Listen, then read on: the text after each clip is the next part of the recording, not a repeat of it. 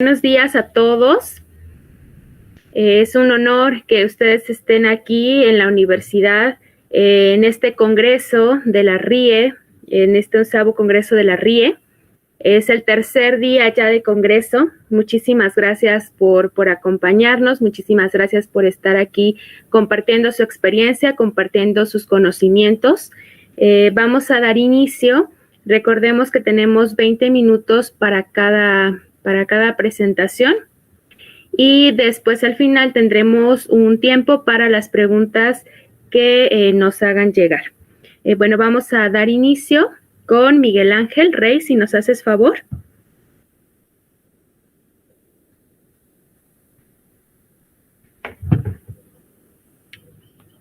Bueno, Miguel Ángel Herrera, de México, nos presentará Buró Cultural, gestor y emprendedor cultural, originario de Querétaro, México, con estudios en antropología, gestión cultural y artes. Se ha desempeñado como funcionario público a nivel municipal y desde el año 2012 como director fundador de Artesano Buró Cultural AC, organización que fomenta la participación de las personas con discapacidad en la cultura y el arte. Miguel Ángel, bienvenido, tienes la palabra.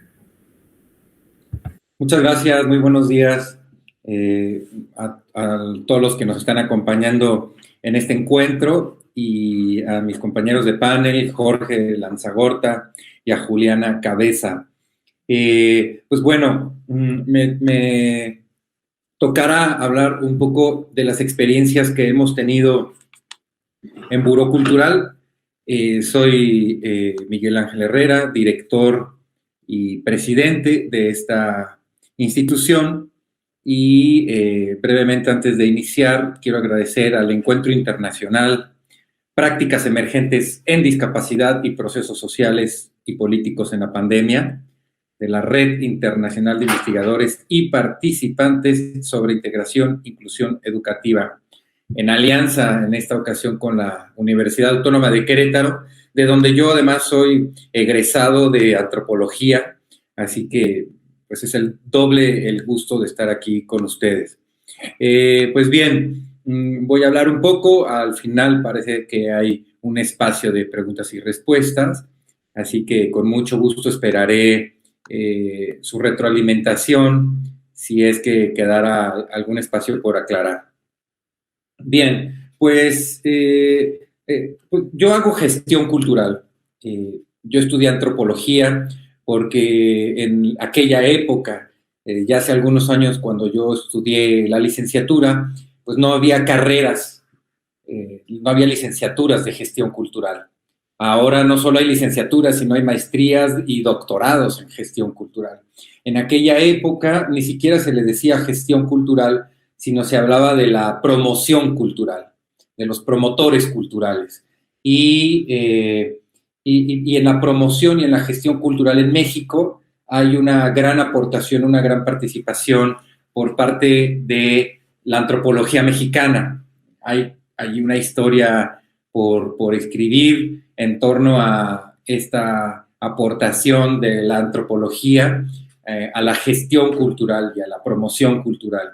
Digamos, a la ingeniería social, a la intervención sociocultural y con las comunidades. Así que desde esa formación mía de antropólogo, posteriormente ya con estudios formales y no formales en gestión cultural, pues fue que yo me adentré en la discapacidad.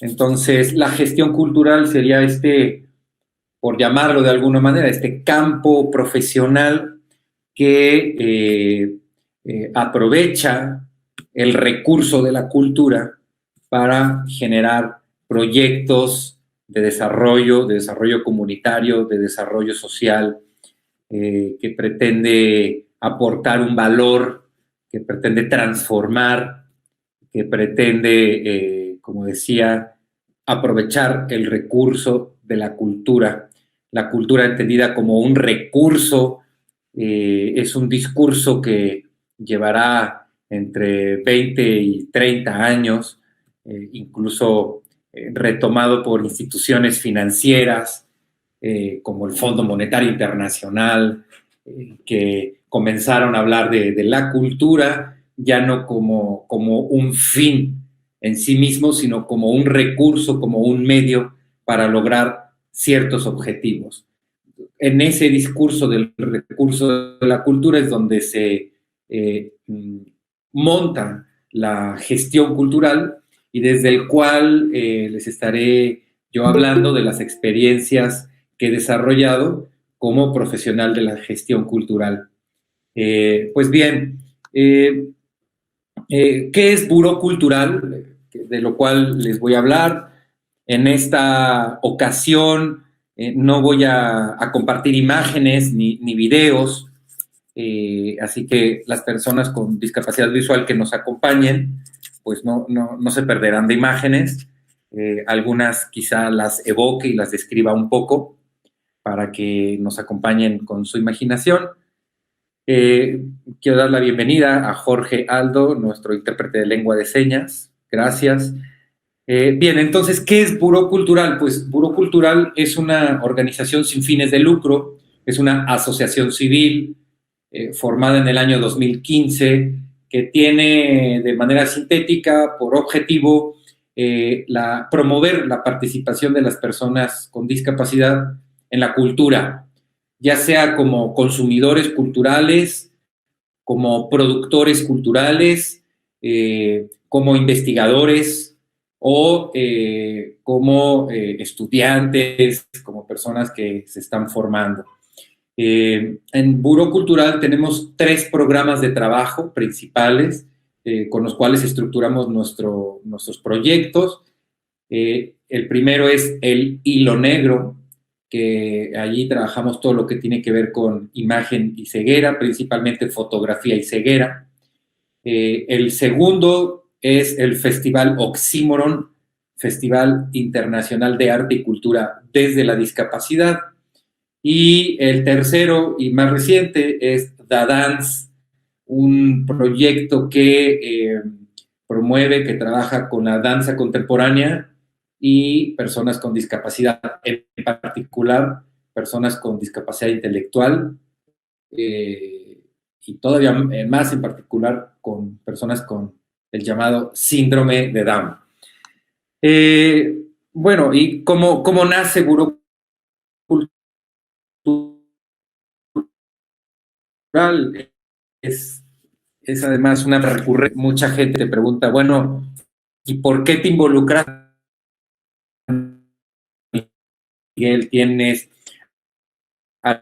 en condición de discapacidad. Es una pregunta recurrente porque, pues sí, la mayoría de las personas que trabajan con este campo, con este tema, con las personas con discapacidad, pues casi todos tuvieron que ver con esto.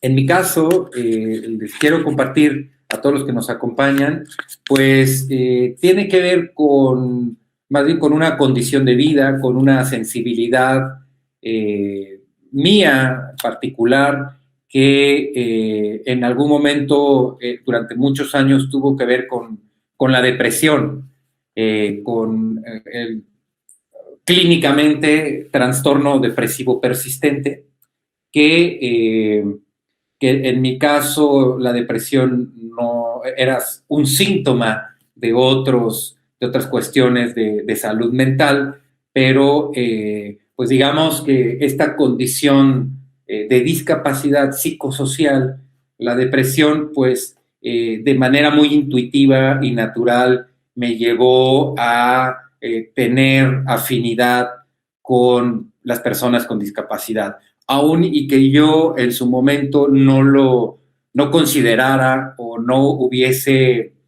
tenido referencias de que ciertas condiciones de depresión podría ser considerado como una discapacidad, en este caso como discapacidad psicosocial. Y el trastorno depresivo persistente, que también se le llamaba distimia, pues es una condición altamente discapacitante porque, como su nombre, su denominación lo dice, es persistente y afecta en distintos ámbitos de la vida, como en el ámbito laboral, académico, social, de relaciones interpersonales, etcétera. Entonces, pues son esta condición de discapacidad psicosocial, se le ha llamado la discapacidad invisible, porque tú puedes ver a una persona, entre comillas, normal, que no tiene como una discapacidad muy visible, pero sin embargo, pues hay ahí una condición discapacitante. Y además, esto, hablar de la discapacidad psicosocial, pues nos permite o favorece la discusión y el diálogo acerca de lo que se considera socialmente, se considera médicamente, se considera académicamente lo que es la discapacidad. Así que allí es un campo abierto a la discusión y al diálogo. Pero les quería comentar, porque es una pregunta recurrente: ¿por qué iniciaste? ¿Cómo fue que te acercaste a la discapacidad? Y eso tiene que ver con mi historia de vida. Buró Cultural nace un día que iba yo caminando en las calles céntricas de Querétaro, en estas calles de cantera rosada, en esta ciudad patrimonio mundial que es Querétaro, en el centro de México, de donde yo soy originario. Iba caminando, me encontré a un amigo, José Juárez, un artista visual, y esto fue hace aproximadamente 12 años, nos encontramos en la calle y empezamos a platicar sobre esto de los fotógrafos ciegos, que teníamos referencias por los medios de comunicación, por los periódicos, principalmente por el trabajo que en México había hecho el 17 Instituto de Estudios Críticos con los fotógrafos ciegos, y empezamos a platicar sobre lo interesante que sonaba, sobre lo provocador que sonaba esto de los fotógrafos ciegos, y así, sin más, dijimos, pues hay que hacer un taller. ¿Qué tal? Hagamos un taller de fotografía, digamos, con un impulso muy vital, con un impulso muy intuitivo. Empecemos a hacer talleres de fotografía.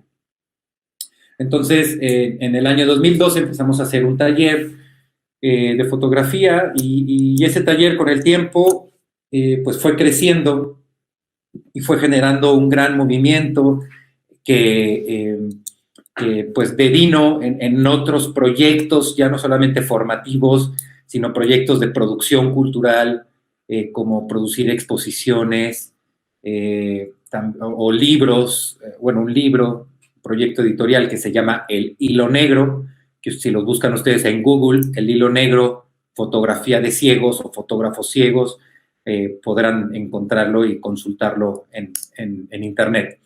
Este proyecto de fotografía de ciegos, digamos, fue nuestra introducción al mundo de la discapacidad, particularmente discapacidad, arte, cultura, y de allí, pues, en ese tiempo, en el año 2012, dimos cuenta de que, por ejemplo, no había un festival, no había, si bien ya había experiencias muy ricas, como los pioneros en nuestro país, Seña y Verbo, que hacen teatro de sordos, pues no había tal cual un foro, un espacio cultural que diera agenda, diera espacio, proyectara, generara encuentros, tejiera redes en torno a este tema de cultura, arte y discapacidad.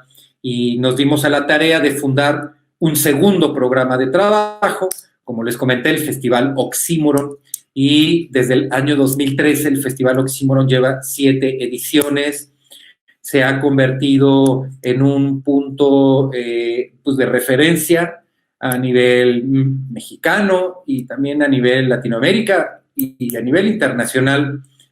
Ha ido creciendo poco a poco, y en ese festival pues se han dado cita iniciativas propias. De entrada, los fotógrafos ciegos con los que nosotros fuimos trabajando, fuimos formando, fuimos facilitando las condiciones de producción, pues ellos han tenido una participación muy importante, pero también empezamos a invitar a esas otras iniciativas mexicanas como Cine para Imaginar, que ahora está Jorge aquí, que nos va a platicar de esa fantástica iniciativa que tienen junto con Dan Albiker y iniciativas así como Seña y Verbo, distintos artistas mexicanos, y con el tiempo hemos ido teniendo la posibilidad de invitar a participar a otros artistas de otras latitudes, de otros países, como lo puede ser España, Italia, Chile, Reino Unido, Argentina, Francia, etcétera, artistas y productos culturales que hemos tenido la oportunidad de invitar y que han ayudado a enriquecer el panorama. Y yo creo que el Festival Oxímoron, una de sus más importantes aportaciones es el tejer una red de colaboraciones, de complicidades en torno a este campo que nos interesa, que es cultura, arte, discapacidad. Y de ahí del Festival Oxímoron surge nuestro tercer programa de trabajo. En el año 2017 al Festival Oxímoron asistió una compañía de danza contemporánea muy reconocida en el Reino Unido, que se llama Anjali Dance Company. Y Anjali es una compañía que... Tienes 2 minutitos. Ok, sí. Bueno, yo tengo que llevo 15 aquí en el cronómetro, pero lo recorto. Allí surge con la compañía de Anjali, surge nuestro tercer programa de trabajo que se llama Da Dance y que es una iniciativa que tiene que ver con la danza contemporánea, como les decía, y las personas con discapacidad intelectual estamos interesados en formar bailarines. No hacemos talleres que no tienen como objetivo la ocupación, la terapia ocupacional o la danza terapia, tienen como objetivo formar bailarines para más adelante favorecer la producción de dancística y enriquecer el panorama de la danza en México. Bueno, pues a grandes rasgos, esto es lo que hace el Buró Cultural, esto es lo que he tenido el privilegio de encabezar con ayuda de muchísimas personas, colectivos e instituciones que se han sumado en estos casi ya 10 años de trabajo. A principios del año que viene cumpliremos 10 años. Ese es el trabajo de Buró Cultural. Los invito a que chequen y nos sigan en nuestras redes sociales. Gracias. Muchísimas gracias, Miguel. Bueno, pues ahí está la invitación.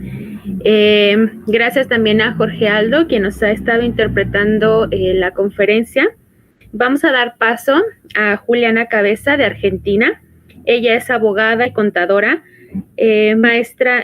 maestranda en carreras de maestría y especialidad de metodología en investigaciones científicas y docente e investigadora en la Universidad Nacional de Lanús. También representante de la Red Interuniversitaria de Discapacidad de Argentina y en Red Interuniversitaria de Latinoamérica y del Caribe, sobre discapacidad y derechos humanos. Asesora legislativa y redactora de proyectos de ley desde 2000 hasta el presente en la Cámara de Diputados de Argentina, en la Comisión de Discapacidad y en otras comisiones. Juliana es sorda.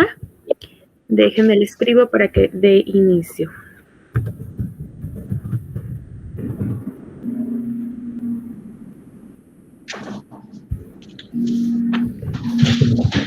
Bueno, es un honor estar aquí presente en este evento para compartir un tema que es la comunicación multimodal, que lo voy a compartir entrelazando mis experiencias personales como persona sorda y mis experiencias profesionales colectivas, fundamentalmente desde la función de asesora legislativa, redactora de proyectos de ley y docencia universitaria.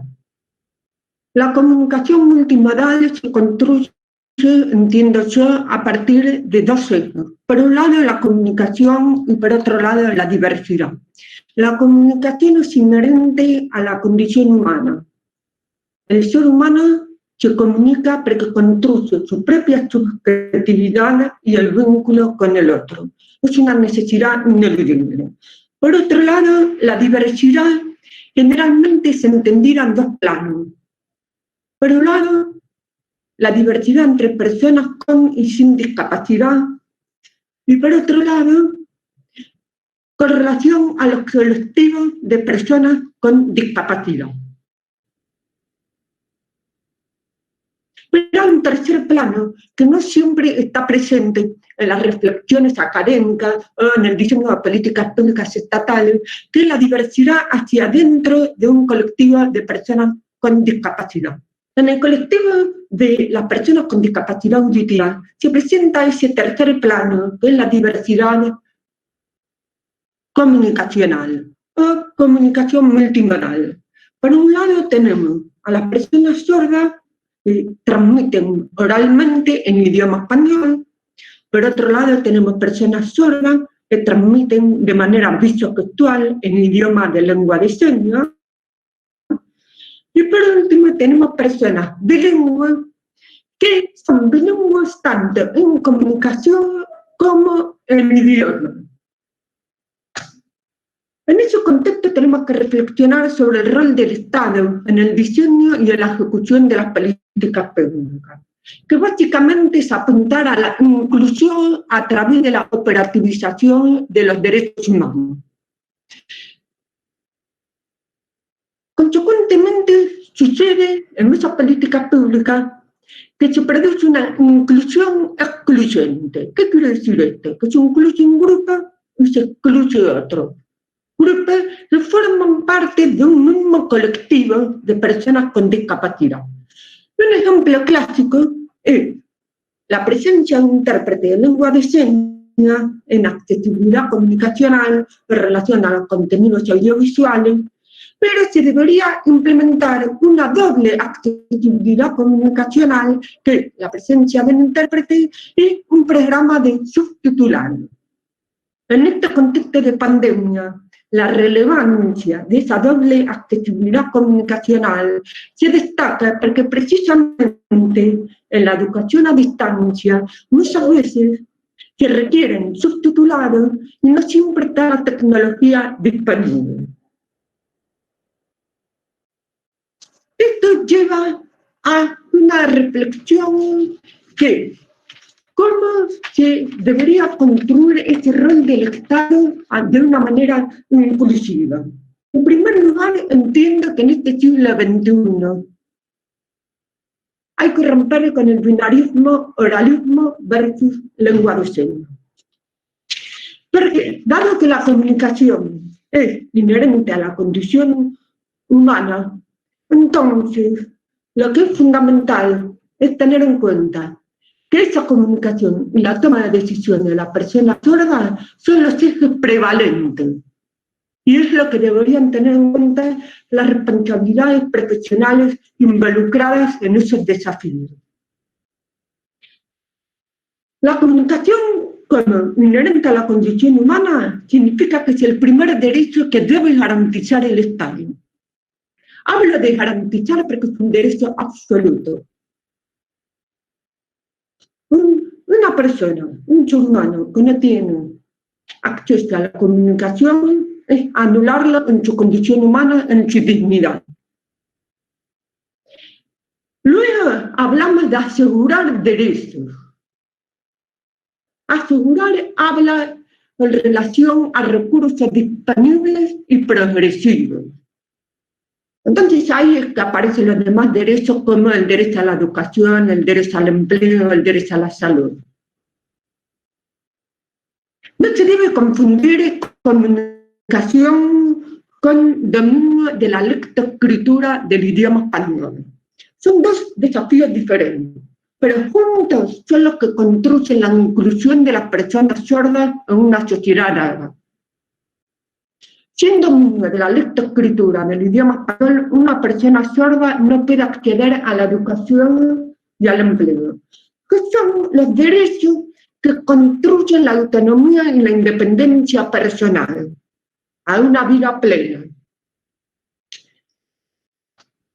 El discurso discurso primera o segunda lengua, a mi criterio, es un discurso que se ha transformado con el transcurso del tiempo en una discusión que da lugar a un criterio uniforme donde no se visibiliza la singularidad de la persona sorda y su toma de decisión.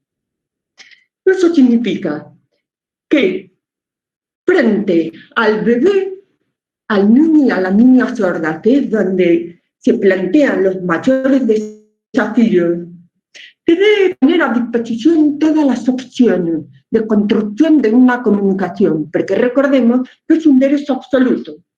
Y en ese contexto es que se va dando la decisión de acuerdo a la fluidez comunicacional. Esto lleva a pensar cómo es la construcción de la interacción con el entorno desde la sordera. En primer lugar, nosotros las personas sordas tenemos un pensamiento visual. Es la manera en que interactuamos con el entorno. Entonces, es un pensamiento concreto, es un sentido del tiempo marcado para la vista que siempre nos indica el aquí y el ahora. Y eso plantea desafíos con respecto al aprendizaje del idioma español que nos presentan muchas dificultades. Por un lado, el idioma español es muy rico en significados implícitos, metáforas lingüísticas, conectores lógicos, que son invisibles, son abstractos. Entonces, desde nuestro pensamiento visual, si no tenemos visibilizado el acceso al significado de esas cuestiones del idioma español, se nos presentan las dificultades para aprender ese idioma. Por otra parte, al ser nuestro sentido temporal el aquí y el ahora, tenemos dificultades para la construcción del tiempo con un sentido cronológico, como un transcurrir. Y de ahí vienen nuestras dificultades con respecto a los verbos complejos, ante todo los verbos irregulares. Entonces esto interpela a la pedagogía y la didáctica tradicional, que está dominada por la audición y por su construcción del pensamiento abstracto. Uno se pregunta entonces, en el caso de las personas sordas, ¿cómo se podrían construir herramientas que sean facilitadores de la construcción de ese pensamiento abstracto? En este sentido, de acuerdo a mi experiencia personal y profesional y trayectoria de la educación en las dos carreras, entiendo que hay una herramienta por excelencia que tenemos nosotros, que es la lectura labial. La lectura labial es la herramienta que se construye con la vista y nos permite empezar a elaborar el pensamiento abstracto, porque no se lee la frase entera de la persona que está hablando, ya que la vista es más lenta como sentido. Entonces, ¿qué leemos? Algunas palabras. ¿Y cómo encontramos el significado de la frase en esas palabras? A través de una lógica lingüística que nos eleva de la lógica visual, contextual, situacional con que nosotros nos movemos naturalmente para no escuchar. Entonces, esta lectura labial es un conocimiento profesional que tiene la fonoideología. Una profesión que en esa lucha binaria, oralismo versus lengua de señas, debe ser resignificada. En mi trayectoria profesional y docente veo que la fonoideología es una de las profesiones que menos se cita con relación a los desafíos de la inclusión de las personas sordas. Debe ser resignificada. Eso implica que no debe estar asociada a la construcción de la voz, porque eso depende de la toma de decisiones de la persona sorda. No siempre se siente cómoda construyendo su voz. Pero sí debe estar presente la fonoaudiología para el aprendizaje de la lectura labial. Esto es lo que nos facilitaría la construcción de pensamiento abstracto que nos lleva a tener más facilidades en el aprendizaje del idioma español, en la lectoescritura. Por otra parte, considero que se debe instalar en la construcción de la comunicación una visión interdisciplinaria. Un equipo interdisciplinario donde estén presentes las profesiones que brindan todas las opciones comunicacionales al bebé, al niño y a la niña sorda. Y ustedes saben, por su experiencia, sea personal, como padre, madre, o cualquier familiar, tío, tía, o en las profesiones, que los niños no dudan en elegir. Saben elegir, saben lo que les resulta cómodo.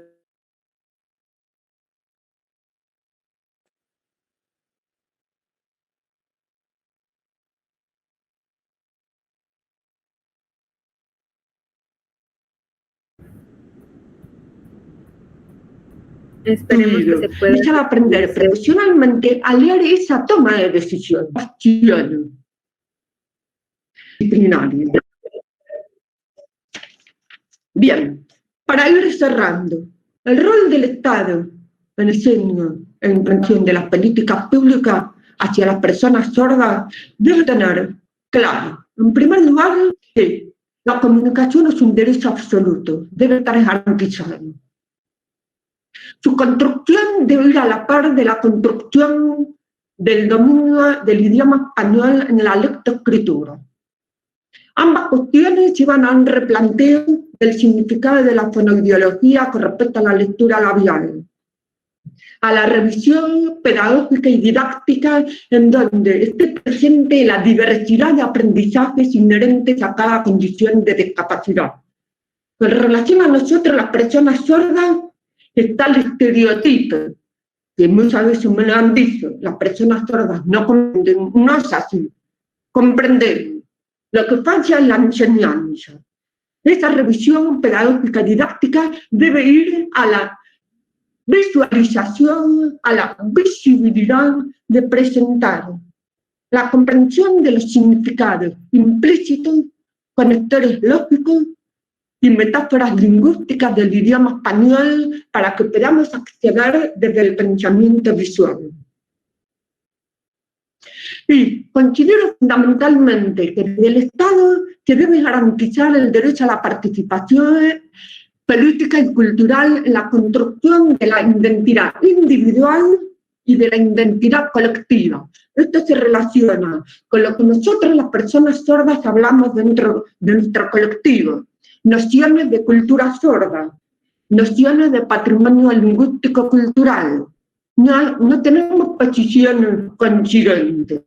Entonces, ¿qué es lo que debe garantizar el Estado? Que las personas puedan participar y construir organizaciones que las representen individual y colectivamente. Pero el Estado no puede adoptar posiciones filosóficas, sea oralistas, o sea, de patrimonio lingüístico cultural perteneciente a la persona sorda, porque entonces ahí estaría construyendo filosóficamente una inclusión excluyente. Quiere decir que se puede configurar una discriminación por medida de discapacidad. Finalmente, como cierre, si no hay un dominio del idioma español en la lectoescritura, las personas sordas no pueden avanzar en el acceso a la educación y al empleo. El desafío profesional es comprender que la comunicación y ese dominio son dos desafíos completamente diferentes. Hasta ahora se han confundido esos dos desafíos y eso ha implicado en la práctica que muchas de las alternativas de educación, sea común, especial o bilingüe dirigida a las personas sordas no respondan al desafío del dominio de la lectoescritura. Por lo tanto, cuando terminan el ciclo obligatorio, salen a un mundo que les resulta muy duro para poder acceder a un empleo. Y eso incide en la construcción de su vida plena, en la planificación familiar, en el disfrute de esta única vida que tenemos.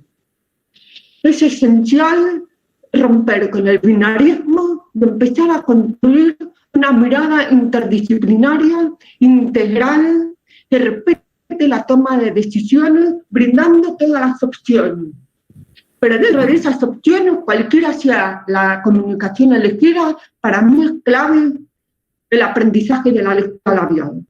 Es la primera herramienta inherente a nuestro pensamiento visual que tenemos como facilitador para poder avanzar en la construcción del pensamiento abstracto. Muchas gracias por esta oportunidad. Espero que esta exposición sea la apertura hacia nuevos debates donde se den frutos profesionales que interpelen la formación de las profesiones involucradas, la educación, el rol del Estado, para que las personas sordas se puedan desarrollar plenamente. Gracias. Muchas gracias, maestra, por su participación y por estos puntos tan importantes que nos acaba de mencionar con respecto a la participación de las personas con discapacidad auditiva. Pasamos, gracias compañera Adriana Guillén, que me estuvo apoyando. Tuve problemas técnicos, pero ya los pude solucionar. Soy persona ciega, entonces se me complica un poquito con los dispositivos también. Bien, pasamos a nuestro siguiente ponente. Él es del estado de Puebla, México. Jorge Lanzagorta, pues es una persona también con discapacidad visual, el cual es egresado de la Universidad Ibero con la carrera en Ciencias de la Comunicación, si no mal recuerdo. También él ha trascendido en la parte cultural a través de un proyecto que en un principio comenzó como tal, como un sueño, ahora lo ha convertido en una realidad, junto con su colectivo Cine para Imaginar, que trata de impulsar lo que es la adaptación de este cine, de esta cultura, a través de las adaptaciones como el lengua de señas y también la audiodescripción. Pero él nos va a platicar más a profundidad de todo esto, así es de que adelante, Jorge. Gracias, Reinaldo. ¿Ahí me escucho bien? Nada más me confirman, por favor. Sí, perfecto. Gracias. Bien, pues hola a todas, todos. La verdad es un gusto. Pues muchas gracias a todos los organizadores del evento. Pues creo que es bien importante seguir tejiendo redes y pues agradecen estos espacios, ¿no? Muchísimo. Intentaré ser un poco, iré un poquito carrereado porque ando con la idea de compartirles un par de proyectitos que se fueron creando justo en esta época de pandemia y que justo creo que pues la reflexión que nos permite hoy pues este espacio es eso, ¿no? Como seguir abonando a qué cosas podemos hacer, fomentar, experimentar, explorar, como para abonar a esta reflexión, ¿no? sobre estas educaciones emergentes o formas distintas también de dialogar y de ir creando, ¿no? Entonces,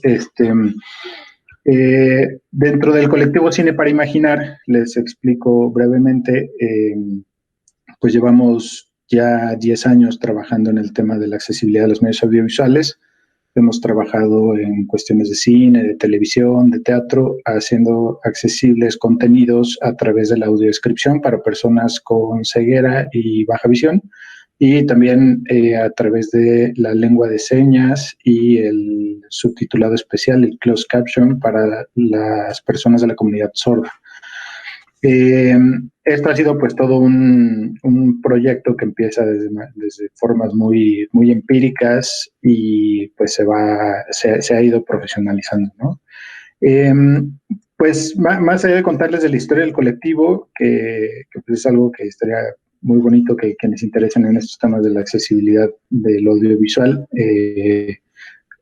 se metan a las redes del colectivo. Me gustaría platicarles justo de un proyecto que trabajamos el año pasado, a finales del año pasado, principios de sobre el adaptar un par de documentales mexicanos, que lo que hicimos fue elegir 2 documentales que hablaran pues, y que fueran reconocidos sobre las historias que contaban alrededor de la realidad y la situación que vivimos hoy en México.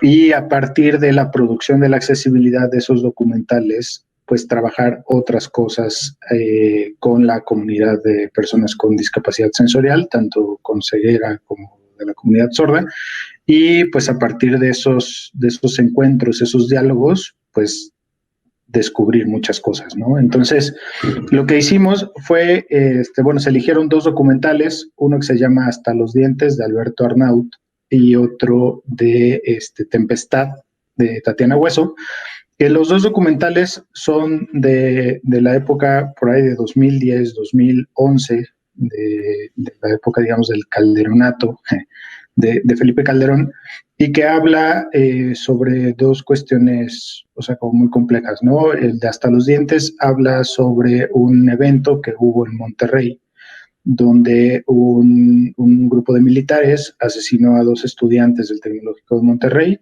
y pues de la manera en la que se fue llevando ese tema, ¿no? Que no fue, la verdad, pues de una manera como muy... pues como pues la mayoría hubiéramos esperado, ¿no? O sea, como el responsabilizarse como institución tanto del Estado como también de la institución educativa. Y el otro documental de Tatiana Hueso, que se llama Tempestad, habla también sobre una cuestión de pues de recluir a personas inocentes en centros de penales de máxima seguridad, de alta seguridad, que en ese caso un penal en Tamaulipas que se denunciaba que estaba gobernado por el narco, y sobre también la desaparición de una mujer en el estado de Quintana Roo. Entonces, esas historias para nosotros era como muy importante también trabajarlas en esta cuestión de la accesibilidad, porque creemos que el cine documental pues es un medio muy, muy potente y muy importante para seguir pues reflexionando sobre nuestras propias historias, de las historias de quienes están al lado de nosotros y quienes al final también influyen e inciden en nuestras vidas, ¿no? Y el llevarlo también a la comunidad de personas con discapacidad sensorial, pues considerábamos que era algo pues como muy importante para realmente pues al final terminar haciendo parte de estas reflexiones también a todo el mundo, ¿no? O sea, creemos que los medios audiovisuales que hoy son muy presentes, están muy presentes, pues vale mucho la pena pues seguirlos expandiendo a otros públicos, ¿no? Hoy sabemos que las plataformas streaming y la situación de la pandemia nos ha llevado a empantallarnos, ¿no? Vivir entre pantallas, y lo que hemos descubierto también, o pues al final las reflexiones, es que pues cada vez se van abriendo como otras posibilidades y también había que apropiarlas, ¿no? Y en ese sentido, cuando se hizo la accesibilidad de estos materiales con la metodología que lleva afinando pues Cine para Imaginar ya desde hace tiempo, y que ahora se hizo una colaboración muy buena con ECOS, ¿no? Con el encuentro mexicano de comunidades sordas, en el tema de la adaptación de la lengua de señas a través de la mediación y de involucrar también a personas con sordera en la parte de estar en pantalla. Lo que se hizo fue que intentamos apropiarnos también estas nuevas formas. La plataforma Zoom fue el medio que usamos para las proyecciones y que después de las proyecciones generamos un espacio de diálogo, ¿no? Reflexivo alrededor de los temas de los materiales audiovisuales y también pues de la importancia de la accesibilidad, ¿no? Entonces fueron unas presentaciones, la verdad, muy, muy interesantes, donde pues se prestó también para pues reflexionar pues un montón de cosas, y además hicimos un foro que acompañaba estas dos proyecciones, estos dos materiales, donde reflexionamos sobre la importancia del cine documental y la necesidad que hay también sobre la cuestión de la accesibilidad, y que hoy justo estos medios digitales y que se están fortaleciendo en pandemia, pues tienen mucho mayor posibilidad de que sea algo viable, ¿no? O sea, al final tenemos que seguir empujando estas demandas y lograr, como en países pues más avanzados en este tema, que ya sea algo legislativo y que se obligue a las productoras para que esto sea una realidad. No sé, Adriana, si tienes por ahí la posibilidad de compartir el videíto de Hasta los Dientes. Les quisiéramos compartir un par de minutitos de uno de esos documentales para que escuchen un poquitito de la audiodescripción y vean la parte de la lengua de señas. Sí, por supuesto. Gracias. Ustedes me dicen si ya se ve.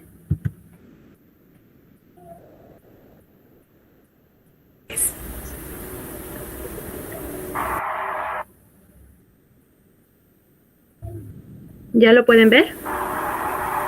¿Lo pueden escuchar? Esta noche, la imagen es... Sí, se escucha. Ok.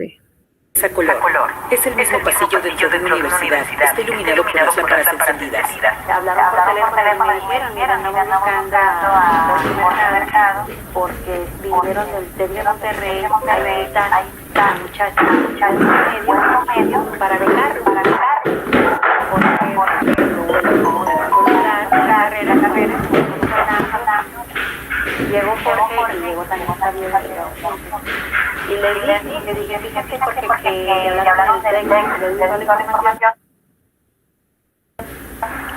Y luego volvieron a ver, ¿cómo dije, vamos Javier. Y dice, no me han hablado, me hablaron a mí que del segundo lugar, pues yo el primero, con más ganas. Distintos escenarios dentro de la universidad. Pregunto todavía, como buen hijo que era, no parece una vez la mayoría tecnológico de Monterrey. Pero también trabajo en la calle, dijo, pues su conocimiento todo fresco, ¿Es gelatina?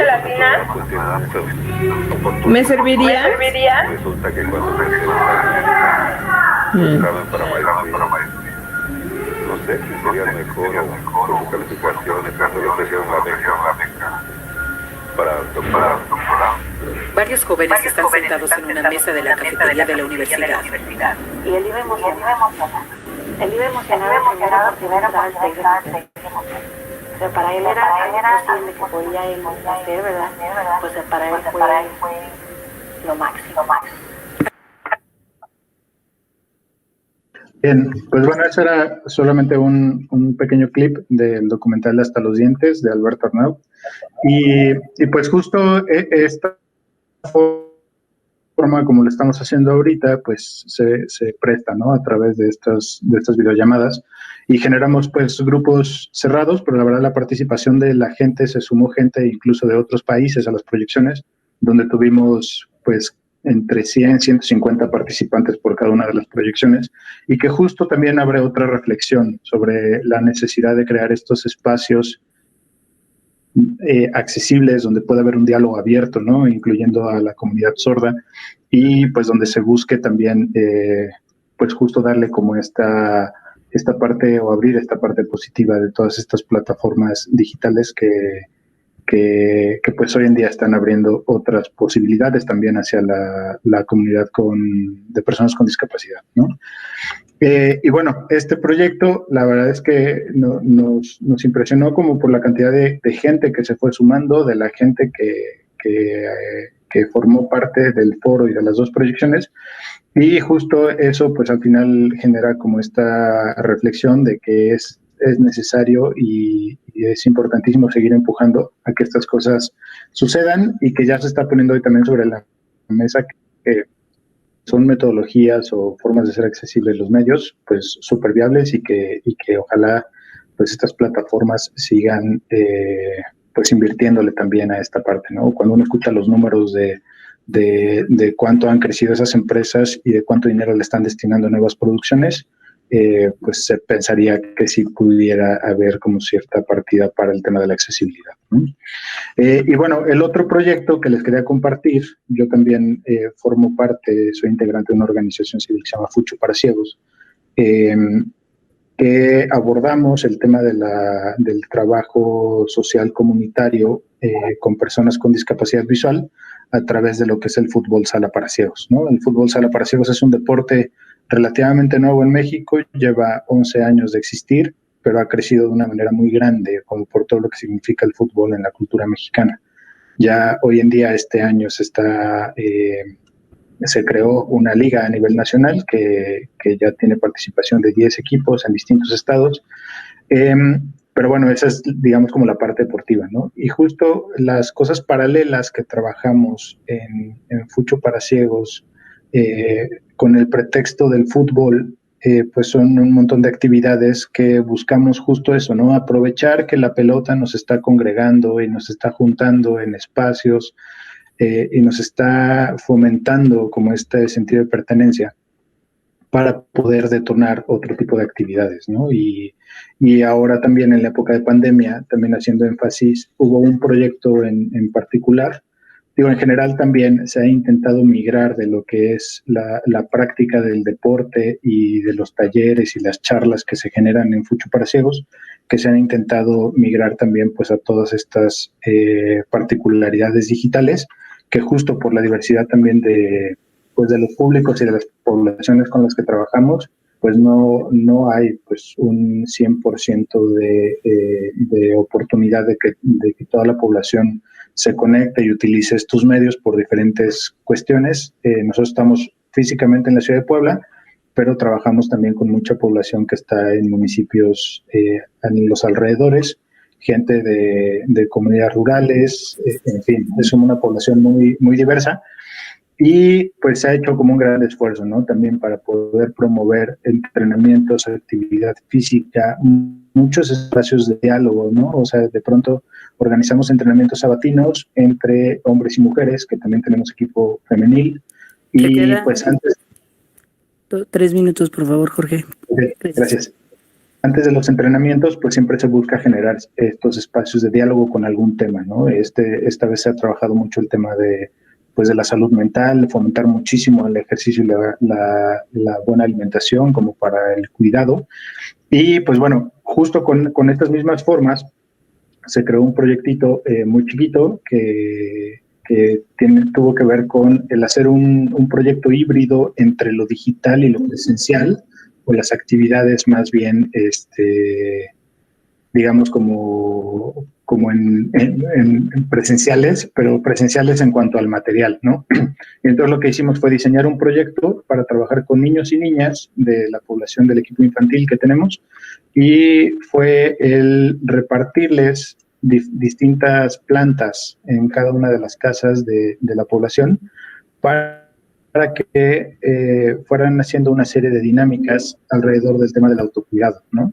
Y entonces fue como muy importante el introducir al principio de la pandemia toda esta reflexión alrededor del autocuidado, de cómo se nos cuidamos nosotros, también abonamos a cuidar a nuestras familias, y todo eso se hizo reflexionándolo alrededor del tema del medio ambiente, ¿no? Fueron cuidando sus plantitas, germinando unos girasoles, sabiendo para qué sirve lavanda o qué propiedades tiene y para qué se puede utilizar una sábila, etcétera. Y esto se iba mezclando también con la actividad física de los ejercicios digitales, ¿no? La verdad, los resultados fueron muy, muy interesantes, que también fue aprovechando como todas estas plataformas digitales. Y no sé, Adriana, si me ayudas con ese último videíto de Nati, que es una niña del equipo infantil, que ella en este videíto nos enseña el girasol que germinó. Por supuesto, ya está. Gracias. Compañeros de Topos, el día de hoy les voy a mostrar mis plantitas.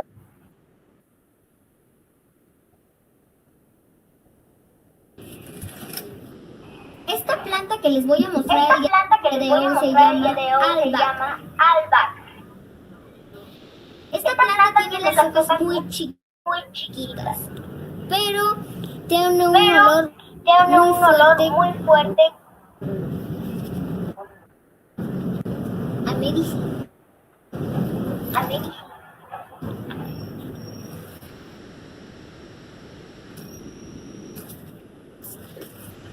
Esta planta se llama sábila.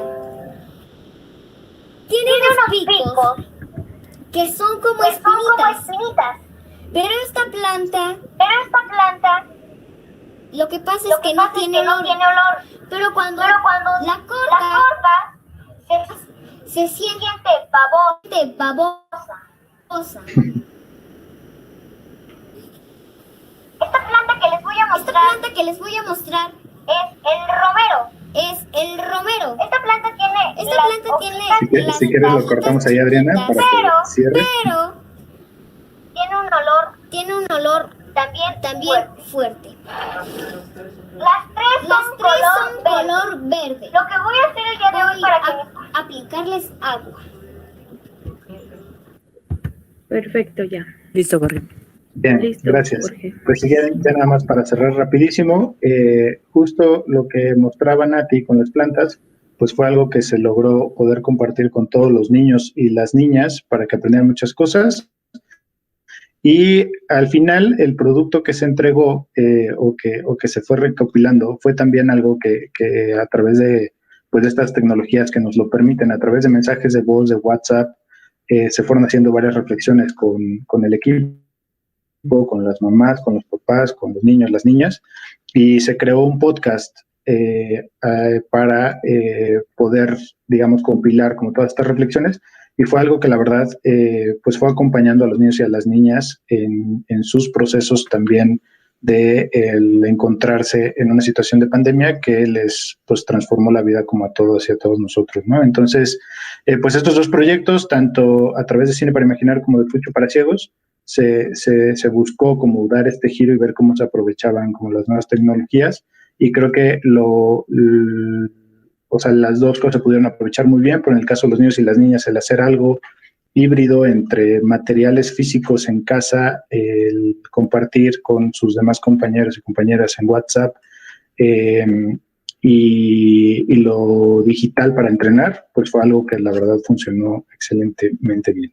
Y pues ya sería todo. Muchas gracias. Gracias, Jorge.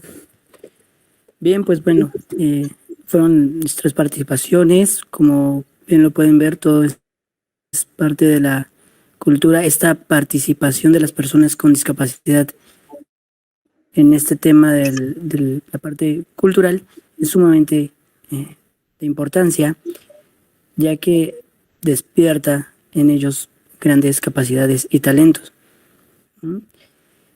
Bueno, pues ahí nos queda la reflexión, ¿verdad? Y la participación principalmente en todos estos ámbitos. Compañera Guillén, ¿me puede apoyar, por favor? Vamos con preguntas. Sí, por supuesto. Primero que nada, agradecerles a los tres la participación. Yo creo que todos nos llevamos un poquito de lo que nos vienen a compartir para reflexionar, como dice Rey, para trabajarlo en nuestros lugares de diario. Y bueno, tenemos la siguiente, es un comentario para Miguel Ángel. Dice, qué bien que se hable de la discapacidad oculta y felicito a las organizaciones sociales que se dedican a ello, ya que el Estado es invidente ante estos problemas y es solo la sociedad civil la que ha dado respuesta a estos, ya que su trabajo, muchas veces altruista, son lo que se ocupa de este sector de la población. Gracias por su trabajo. Es el primer comentario que tenemos. El siguiente comentario dice, también les recomiendo el trabajo de Rueda Flotante en Colombia, teatro sordo y ciego. Y aquí hay una pregunta, ¿dónde puedo informarme más respecto al proyecto de danza para la discapacidad intelectual?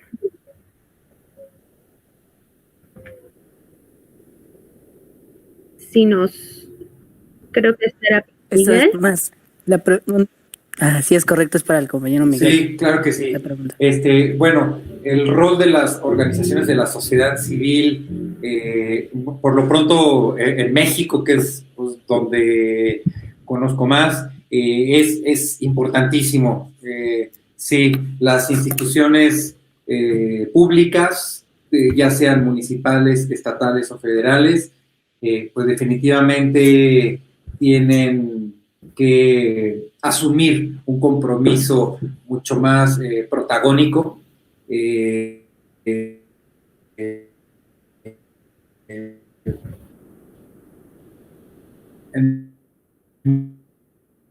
muchas ocasiones. Yo creo que todos los que y de poca acción hay, y sobre todo en la actual administración federal, pues se cerró la llave de los recursos públicos para las organizaciones de la sociedad civil. Se nos tachó a todas de conservadores y corruptos, así a todas las organizaciones de la sociedad civil se nos tachó de eso. Se cerraron recursos. En el campo cultural, pues no se diga, se han recortado tremendamente todos los recursos y que ha golpeado a nuestras organizaciones. Yo les puedo comentar que nuestra organización realmente pues ha vivido momentos muy complejos, como todas, ahora con la pandemia, y que el Festival Oxímoron, pues como uno de nuestros proyectos emblemáticos, pues ha estado o está en riesgo de no seguir haciéndose. Entonces allí necesitamos retomar esa alianza y necesitamos el apoyo del Estado para que las organizaciones de la sociedad civil podamos continuar cumpliendo con nuestra misión. Entre nosotros, las organizaciones, tenemos muchas alianzas y muchas colaboraciones, pero no es suficiente. Bueno, está la recomendación de rueda flotante, vamos a checarlo. Y respecto de la clase, tenemos una clase permanente de danza contemporánea para jóvenes y adultos con discapacidad intelectual. El proyecto se llama Dadance, lo pueden buscar en Facebook, o también si nos buscan como Buró Cultural también en Facebook, nos pueden enviar un mensaje y les enviamos información de esa clase. Gracias. Muchísimas gracias. También tenemos otro comentario. Dice, también les recomiendo el trabajo de la rueda flotante en Colombia, teatro sordo y ciego, que es otro de los comentarios que tenemos aquí. Y bueno, un saludo desde Cuba. Muy interesantes y maravillosas las experiencias que se muestran. Es lo que nos comentan, pues, quien nos sigue, quien está con nosotros en este congreso. Bueno, pues son todos los comentarios que tenemos. No sé si alguien quiera comentar algo más. Jorge, Miguel, Juliana, otro comentario. Si quieren, Jorge, Juliana, adelante. Podemos platicar un poco. Sí, nos queda un poquito de tiempo. No hay más preguntas, pero podemos seguir comentando. Jorge, Miguel.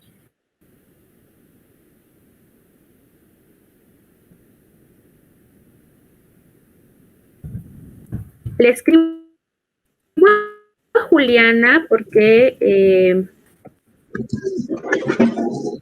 y ver qué cosas sí funcionan, qué cosas no, pues eso nos ayudan a todos y a todas, ¿no? Entonces, pues la verdad es algo que se agradece mucho y que pues al final lo que dice Miguel, pues hay muchos proyectos que hoy están pues en la cuerdita y que necesitan mucha creatividad para cómo seguir vivos y también para cómo migrar sus actividades de las que estaban acostumbrados, y pues no perderle el miedo, ¿no? O sea, creo que trabajar mucho con nuestras poblaciones acerca de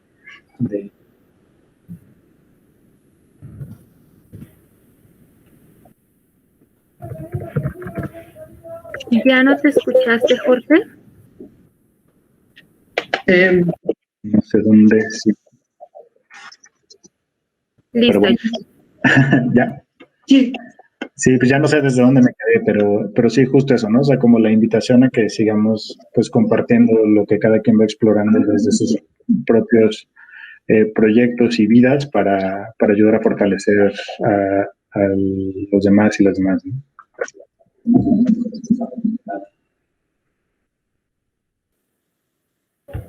Sí, claro, pues muchísimas gracias. Yo creo que la invitación queda abierta para todos.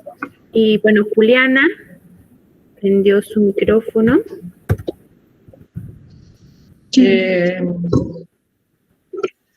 Gracias.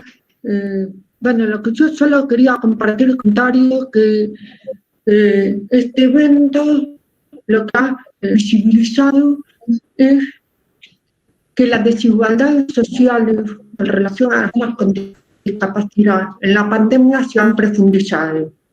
Y justamente el acceso a contenido de la educación virtual donde más esas desigualdades. Y considero que esto pone sobre el tapete la materia pendiente del desarrollo de una tecnología en cada país que facilite la comunicación, fundamentalmente en el desafío del programa de subtitulado, que es una de las mayores dificultades que vamos viendo a nivel latinoamericano. Así que bueno, yo creo que eso es importante visibilizarlo, porque justamente este tipo de eventos donde se comparten experiencias de distintos países, vemos que hay experiencias comunes que visibilizan justamente, en el caso de las personas sordas, la enorme dificultad que hay en relación a una ausencia de tecnología que permita el subtitulado, ya sea en tiempo real o diferido, pero que pueda acceder a un contenido en que el idioma español pueda estar expresado, visibilizado en todo su potencial.